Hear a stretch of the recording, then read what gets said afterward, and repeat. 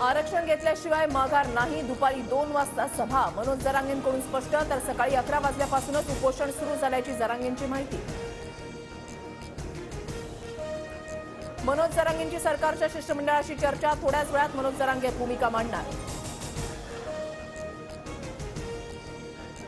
मराठा आरक्षणावर तोडगा निघण्याची शक्यता, जरांगेंची सरकारसोबत सकारात्मक चर्चा झाल्याची माहिती, तर मुख्यमंत्र्यांची जरांगेंसोबत फोनवरून चर्चा।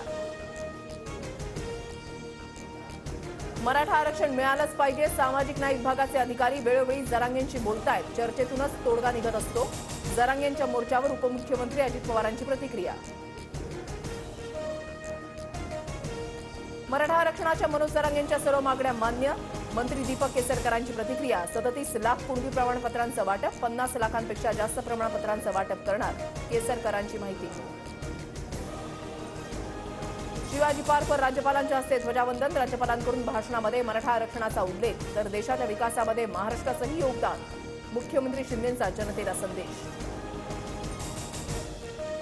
सरकारनं जरांगेंकडे जाणकार लोकांचं शिष्टमंडळ पाठवायला हवं, गिरीश महाजन खोतकर हे टपोरी लोक, राऊतांची टीका, तर महाराष्ट्राच्या जनतेला टपोरी वाचाळवीर कोण आहे ते माहिती, मंत्री गिरीश महाजनांचं प्रत्युत्तर।